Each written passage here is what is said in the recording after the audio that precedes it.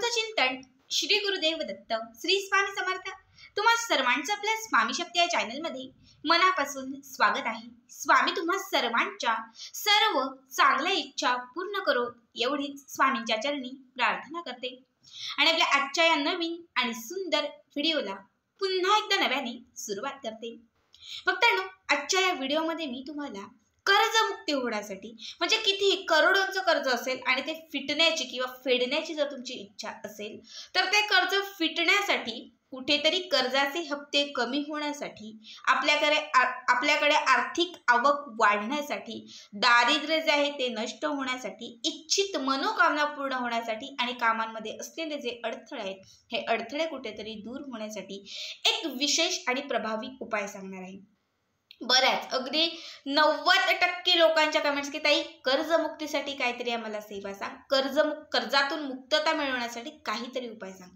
बघा, कष्ट आणि मेहनत अशी गोष्ट आहे जे आपल्या जीवनाचं अंतिम सत्य आहे की जे कुणाला चुकत नाही। प्रत्येकाला कष्ट मेहनत करणंच आहे। या कष्टांसोबत या मेहनतीसोबत तुम्हाला हे उपाय करायचे आहेत। आता असं नाहीये की उपाय केले सेवा केल्या म्हणजे कर्जातून मी मुक्त होईल, असं अजिबातच नाही। कष्ट आणि मेहनतीसोबत जेव्हा तुम्ही हे उपाय कराल तरच तुम्हाला ते लाभ देतील। बऱ्याच वेळा काय होतं माहितीये का, आपण खूप काम करतो, खूप मेहनत करतो, सगळं काही दिवस रात्र करत असतो, मात्र तरी पण नशीब साथ देत नाही। जेव्हा नशीब साथ देत नाही ना तेव्हा काहीच घडत नाही, लक्षात ठेवा।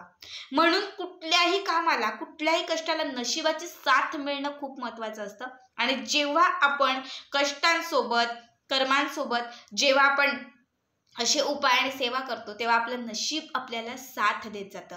बघा, कर्ज घेताना खूप साधं सोपं वाटतं। लग्नासाठी असेल, घरासाठी असेल, मुलांसाठी असेल, व्यवसायासाठी असेल, आपण कर्ज घेतो, मात्र जेव्हा ते फिटण्याची वेळ येते तेव्हा प्रत्येकाच्याच नाकी नऊ येतं। खरं तर कर्ज ही गोष्ट कुणासाठीच चांगली नसते। कर्ज घेतलेला व्यक्ती कधीच सुखात जगत नाही, कधीच त्याच्या चेहऱ्यावरती तुम्हाला हसू दिसणार नाही। डोक्यामध्ये फक्त विचार, ते कसं फिटणार, कसं फेडायचं याच गोष्टी असतात। बऱ्याच वेळा असं होतं, कर्ज घेताना आपण सहज घेतो पण फेडण्याची जेव्हा वेळ येते तेव्हा असं होतं साडेसाती मागे लागलेली असते, एखादा दोष लागतो, पितृदोष असेल, वास्तुदोष असेल, ग्रह आपले जे असतात ते बिघडतात आणि असा जर काळ आला तर मग आपल्या आयुष्यामध्ये काय करावं ते आपल्याला सुचत नाही, काय करावं ते आपल्याला कळत नाही। बघा, अगदी आपण शेवटपर्यंतचा टोकाचाही निर्णय घेतो की सुसाईड पर्यंत पण आपण पोहोचतो या कर्जापायी। आत्ताच्या या व्हिडिओमध्ये मी तुम्हाला याच कर्जातून मुक्तता मिळवण्यासाठी असा एक उपाय सांगणार आहे, जो उपाय केल्याने तुमचे जे ग्रह असतील ते ग्रह शांत होतील। कुठल्याही ग्रहांचा दोष तुम्हाला लागलेला असेल तर त्या दोषातून तुमची मुक्तता होईल। पितृदोष, बऱ्याच वेळा पितृदोषामुळे घरामध्ये खूप अडथळे कामांमध्ये असतात, तर ते अडथळे दूर होतील, पितृदोषातून तुमची मुक्तता होईल। त्याचबरोबर घरामध्ये असलेलं जे दारिद्र्य आहे त्या दारिद्र्याचा नाश होईल आणि घरामध्ये बरकत येईल, लक्ष्मीची कृपा होईल, ज्यामुळे तुमच्याकडे इतकी तरी आवक नक्कीच निर्माण होईल की तुम्ही घेतलेलं जे कर्ज आहे त्या कर्जाचे हप्ते तुम्ही फेडू शकाल।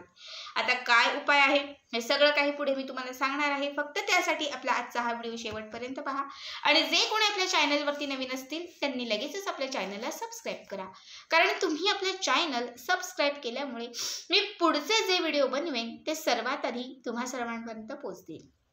बघा, उपाय जो आहे तो कुठल्याही दिवसापासून तुम्ही सुरू करू शकतात, कुठल्याही दिवसापासून, सोमवार, मंगळवार, बुधवार, गुरुवार, शुक्रवार, शनिवार, रविवार, कुठल्याही दिवसापासून। फक्त यासाठी पिंपळाचं वृक्ष आपल्याला लागणार आहे। त्यासाठी पिंपळाचं झाड तुमच्या जवळ असणं आवश्यक आहे किंवा कुठेतरी शोधून ठेवा जिथे पिंपळाचं वृक्ष झाड असेल, तिथेच जाऊन आपल्याला हा उपाय करता येणार आहे। सगळ्यात आधी ज्या दिवशी तुम्ही हा उपाय करणार आहे, जर सकाळी करणार असाल तर सकाळी 9च्या आतमध्ये करायचा आणि जर सायंकाळी करणार असाल तर 5च्या पुढे तुम्हाला हा उपाय करायचा आहे। बघा, तुम्हाला काय करायचं आहे, कुठल्याही पिंपळ वृक्षाजवळ जायचं आहे। जात असताना कुठल्याही पिंपळ वृक्षाजवळ जात असताना जेव्हा तुम्ही तिथे जाल तेव्हा एक तांब्याभर पाणी घेऊन जायचं आहे। पाणी घेऊन गेल्यानंतर त्या पिंपळ वृक्षाला ते पाणी जे आहे ते अर्पण करायचं आहे। त्यानंतर मी तुझी 3 पाने तोडत आहेत अशी मनोमन माफी मागून तुम्हाला ती पानं तोडायची। जर खाली पडलेली असेल, गळलेली असेल तर 30 पानं घरी घेऊन या। समजा अशी पानं पडलेली नाही भेटली तर मग तोडा, झाडाची माफी मागा आणि त्यानंतर ही 3 पानं घरी तोडून आणा। ठीक आहे, घरी तोडून आणल्यानंतर या 3ही पानांवरती तुम्हाला कर्ज कर्ज आणि जे काही कर्ज फिटण्याचं असेल फेडण्याचं असेल तर ती रक्कम जी असेल ती तुम्हाला त्या 3ही पानांच्या खाली तुम्हाला लिहायची आहे. आता कशाने लिहायची तर हळद कुंकवाने लिहा. तुम्ही एखाद्या झाडाची फांदी काडी घ्या, त्या काडीने लिहा. आंब्याचं वगैरे काडी घ्या त्याच्याने लिहिली तरी चालेल. मोरपंख असेल तर ती काडी घ्या किंवा बोटाने लिहिलं तरीही चालेल. हळद कुंकू मिक्स करायचं एका वाटीत आणि 3ही पानांवरती कर्ज कर्ज आणि जी रक्कम असेल ती खाली लिहायची. आता समजा हा उपाय तुम्ही इच्छित मनोकामना व्यक्त करण्यासाठी करताय, नोकरी मिळवण्यासाठी, तुम्ही फक्त नोकरी नोकरी असं लिहिलं तरी चालेल. जी पण तुमची इच्छा असेल ती इच्छा फक्त लिहायची आहे. ठीक आहे. हे करून झालं की त्यानंतर ही जी 3 पानं आहेत ही 3 पानं घरातील दक्षिण दिशेला ठेवायची. घराचा जो दक्षिण कोपरा आहे तिथे एक चौरंग किंवा पाट ठेवायचं, त्याच्यावरती कापड अंथरायचं आणि त्याच्यावरती ही 3 पानं जी आहेत ती ठेवून द्यायची आहेत. पाने ठेवून दिली की त्यानंतर म्हणजे त्या पानावरती जे काही लिहिलेलं आहे त्या सगळं 3ही पानं तुम्हाला ठेवून द्यायचे. एका रेषेतही ठेवली किंवा एकावरती एक ठेवली तरीही चालेल. यानंतर काय करायचं तर एक तांब्या घ्यायचा. शक्यतो जर तुमच्याकडे तांब्याचा, पितळेचा किंवा काशाचा तांब्या असेल तर तो घेतला तर अत्यंत उत्तम राहील. नसेल तर स्टीलचा घ्या.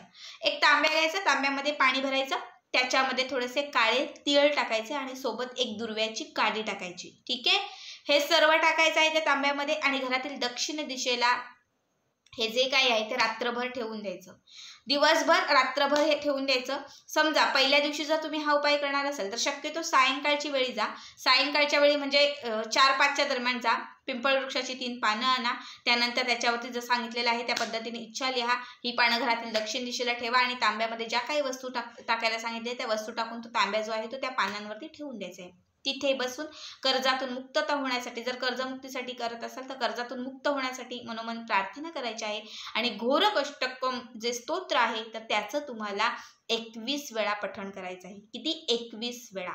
कितीही मोठं संकट असेल, कितीही मोठा अडथळा असेल, कितीही मोठी एखादा अपघात झालेला असेल किंवा काहीही असेल, त्यातून मुक्तता होण्यासाठी सर्वश्रेष्ठ स्तोत्र जो मानला जातो तो घोर अष्टकम स्तोत्र, ज्याच्या नावातच सगळं काही आहे. ठीक आहे. हा स्तोत्र 21 वेळा म्हणायचा आहे. मी स्वतः ही सेवा केलेली आहे. हे करून झालं की त्यानंतर बघा आता हे तांब्याच्या समोर काही दिवा अगरबत्ती लावायची का तर काहीच नाही. फक्त तुम्हाला या स्तोत्राचा जप करायचा आहे. तो तांब्या त्या पानांवरती तसा ठेवून द्यायचा आहे. दुसऱ्या दिवशी आता समजा आज मी सायंकाळी हे सगळं केलं, तांब्यावर पाणी जे काही आहे ते मी दक्षिण दिशेला ठेवून दिलं. दुसऱ्या दिवशी सकाळी किंवा सायंकाळी कुठल्या तरी एका टायमाला काय करायचं, ही 3ही पानं आणि ते तांब्याभर भरलेलं जे पाणी आहे ते घेऊन तुम्हाला कुठल्याही पिंपळ वृक्षाजवळ जायचं आहे. पिंपळ वृक्षाजवळ जाऊन तुम्हाला ते जे पाणी, जसं आपण सूर्याला अर्घ्य देतो या पद्धतीने तुम्हाला ते जे पाणी आहे ते तुम्हाला पिंपळ वृक्षाला अर्पण करायचं आहे. त्यानंतर 3 जी पानं आपण घेऊन गेलेलो आहोत त्यातील एक पान तुम्हाला पिंपळ वृक्षाच्या मातीत पुरायचं आहे. एक पान तुम्हाला पिंपळ वृक्षाच्या समोर म्हणजे समोर ठेवून द्यायचं आहे आणि एक पान तुम्हाला पिंपळ वृक्षाच्या फांद्यांमध्ये अडकवायचं आहे. ठीक आहे. अशी 3ही पानं जी आहेत ती तुम्हाला ठेवून द्यायची आहेत. पुन्हा 3 पानं तोडायची, पुन्हा ती पानं घरी घेऊन यायची आणि पुन्हा सांगितल्याप्रमाणे एक तांब्याभर पाणी घ्यायचं, त्यामध्ये पुन्हा काळे तीळ टाकायचे, यामध्ये एक दुर्वा टाकायचा आणि पुन्हा 21 वेळा घोर अष्टकम स्तोत्र म्हणायचं. ही सेवा सलग 21 दिवस करायची. किती? 21 दिवस. 21 दिवसांच्या आत तुमच्या आयुष्यात असलेले अडथळे दूर होत जातील, संकट टळत जातील, कठीणातील कठीण इच्छा पूर्ण होत जातील. कारण तुमच्या घरामध्ये असलेली नकारात्मकता, बाधा, इडापिडा ह्या सगळ्या गोष्टींचा नाश होत जाईल. खरं तर पिंपळ वृक्ष ज्यावरती सर्व देवदैवतांचा वास असतो बघा, पिंपळ वृक्षाच्या खाली आपल्या नृसिंह सरस्वतीचा, बृहस्पती देवांचा, सगळ्याच देवांचा वास असतो.